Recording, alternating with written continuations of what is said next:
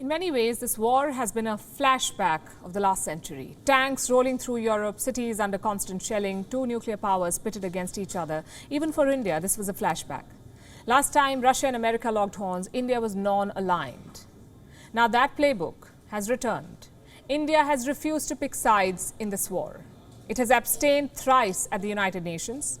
If you ask social media, India should have been more decisive. But the fact is, diplomacy is a subtle art. It's all about reading between the lines. India did call for an immediate end to violence. India also emphasized on sovereignty and territorial integrity, and that's not the same as supporting Russia. How does the US see India's position? For starters, there is no hostility. And that was not the case during the Cold War. Back then, America was very suspicious of non-alignment. Washington had a black and white approach. You're either with us or against us. But this time around, that's not the case. No public criticism, no snide remarks. Washington has been understanding of India's position. Let me quote what the State Department spokesman said. We share important interests with India. We share important values with India. We know India has a relationship with Russia that is distinct from the relationship that we have with Russia. Of course, that is okay. So what changed? Did the US become mature? Or did India's strategic importance grow? Chances are it's the second one. The US needs India's help to tackle Chinese aggression. Without India, there is no Quad, no grand strategies in the Indo-Pacific, and Joe Biden realizes this. Earlier this week, the State Department's top official in South and Central Asia was grilled by the Senate. As expected, the focus was on India. Why does New Delhi buy so many weapons from Russia? Is India dependent on Russian hardware? Here's what the official replied. I would say that that is a relationship of the Cold War, just as our very deep relationship and alliance with Pakistan was so critical during the Cold War years. But I would argue of the major defense systems acquired over the past decade, the majority of the major defense systems have been American, European, Israeli. They've come from a diversity of countries. The State Department has numbers too. They claim India has reduced Russian arms imports by 53% since 2011. They also claim that India cancelled orders of Russian weapons in the last few weeks, a few MiG-21s, helicopters and anti-tank artillery.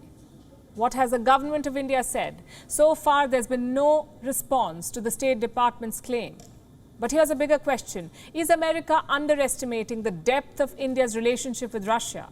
It definitely seems like it. Yes, India has reduced arms imports from Russia. But that is part of diversification, not decoupling.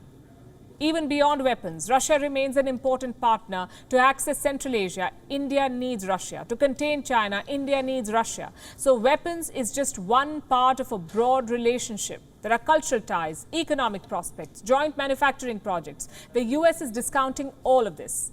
It wants India to abandon its dependence on Russian weapons. It wants India to condemn Russian aggression. But remember, that is America's self-interest. What about India's interest? Balancing Russia and America is key to Indian foreign policy, and until now, both sides have understood that. Russia never went ballistic over the Quad. America never sanctioned India over purchasing Russian weapons. Will Ukraine change that equation? Well, technically, Joe Biden can still impose CAATSA on India. That's countering America's adversaries through Sanctions Act, CAATSA, a law that punishes countries that buy Russian weapons. Now, Joe Biden was reportedly considering a waiver for India. But there could be a rethink now. The State Department says the final decision will be taken by the president. For India, this controversy means one thing, a reaffirmation of New Delhi's strategic importance. Both Russia and America want India's support. Putin is using propaganda to lure India. Biden is deploying his entire diplomatic machinery. Listen in. I want to describe a pitched battle we've been having. Secretary Blinken has been on the front lines of that battle. The president, other senior officials in the State Department have been relentlessly conducting a very serious high-level dialogue with our Indian counterparts over Ukraine over the course of months now, but culminating in this past week. We can already see an evolution in some of India's public position. Diplomatic efforts are fine, But the US must remember one thing: coercive measures will backfire. Any strategic rethink must be based on India's own interests.